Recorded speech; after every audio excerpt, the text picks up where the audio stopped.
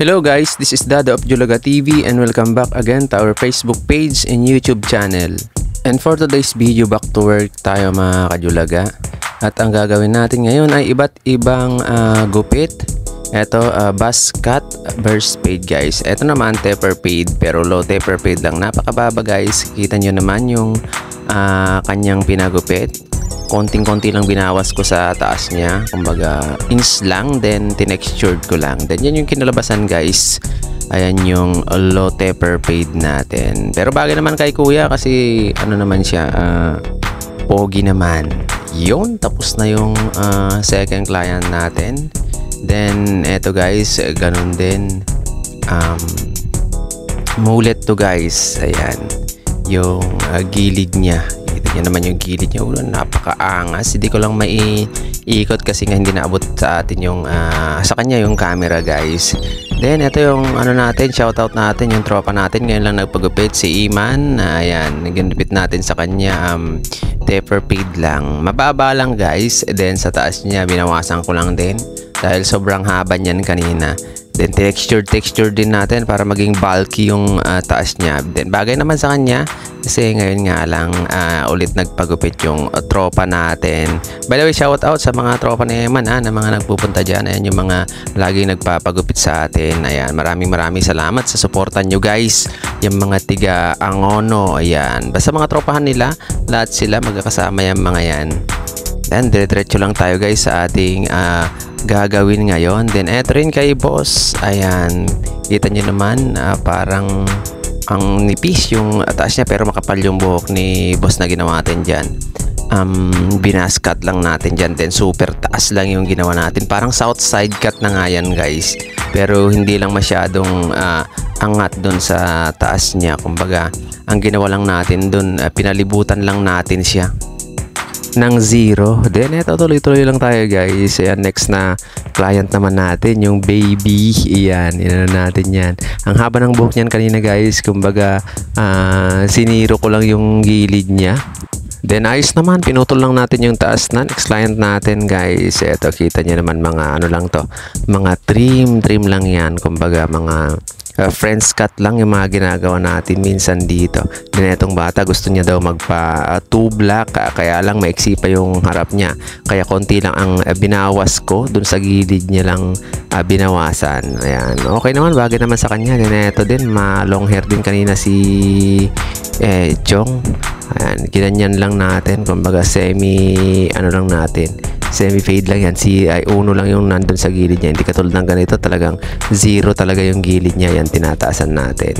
Bagay naman sa kanila kung anong pinapagupit nila guys. Hindi naman sila babalik dyan kung hindi nila nagustuhan yung magupit. Eto si kuyang, si tatay, pumunta daw siya kahapon, kaya lang wala ako dahil day off ko nga. Wala pala ako ng linggo. Hindi ako pumasok ng linggo. Then Martes, day off ko naman ngayong araw na to. Lunes lang ang pinasok ko, kaya tamang-tama nandun naman sila, naabutan nila ako. Sabi ko, buti na lang nagkaabot tayo boss. Kaya nga sabi niya parang hindi na siya bumalik ulit. Ayan, pero okay naman sa kanila. Ayan, eto naman si Chong. Ginupitan natin. Bali, ito nga pala yung baista ng kumanta ng hihinayang. Ayan, kita niyo naman guys. Ayan, tuloy-tuloy lang tayo sa ating paggugupit. Ayan, iba't iba. Ito naman si anak ni boss, si Marcus. Kaya lang ganyan, ayaw niyang magtanggal ng face mask. Gusto niya lagi naka face mask. At ito naman yung kuya niya.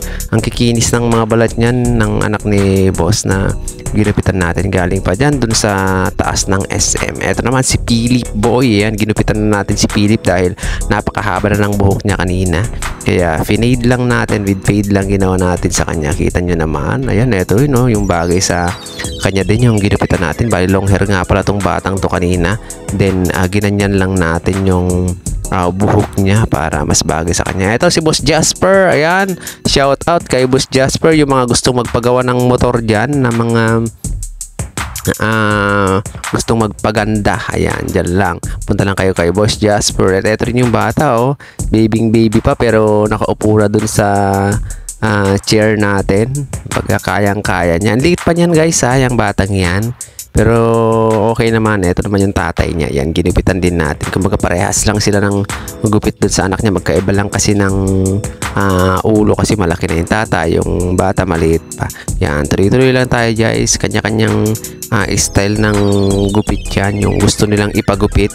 Minsan kasi konti lang yung babawasan mo, minsan ayaw nilang ipabawas kasi yung taas guys, kaya minsan lampas-lampas. Pero kung ako, pinapantay ko talaga yan kaliwat kanan para hindi na bumalik-balik yung kahit minsan ayaw talaga nila, kaya tinatanong natin, ang haba niyan boss, baka bumalik ka. Sabi ko naman sa kanila, hindi, okay lang yan, sabi naman nila. Kaya ayun, ganun yung ginipit natin. Kapatid nga rin pala to ni Marcus, binalik lang ng dad niya kanina. Then ayan, tuloy-tuloy lang tayo. Yan, si tatay trim lang din ginawa natin, barbers lang yung ginugupit natin sa kanila. Then eto din, ganun din, panay barbers yung ginugupit natin. Eto naman, in-undercut lang natin na dos yung gilid niya, then on medyo lang yung ano niya, pinakababa niya, okay na. Ganun lang yung gusto nila guys. Then eto, faded din natin, kaya lang hanggang ganyan lang talaga, low fade lang, zero lang yung pinakababa niya yung ginawa natin. Then eto din guys, ganyan lang yung mga gusto nila. Kung anong gusto nilang ipagupit, yun yung gugupitan natin. Kung gusto nilang ano talaga, yung makinis na kinis, di kikinisin din talaga natin yan guys. Hanggang yan lang ang kaya natin sa ating ginagawa. Then marami kasi tayong ginugupitan guys, sunod-sunod yan, kaya ganyan lang. Pero okay naman sa kanila, kumbaga wala rin namang pilitan yung pagpapagupit dito sa amin guys. Kung sinong gusto magpagupit, magpagupit. Kaya lang marami talaga sila, kaya hindi natin kumbaga mapipigil sa pagpunta dyan guys. Marami rin gupitan talaga rito na napaka mumura, napaka mahal, ganun din.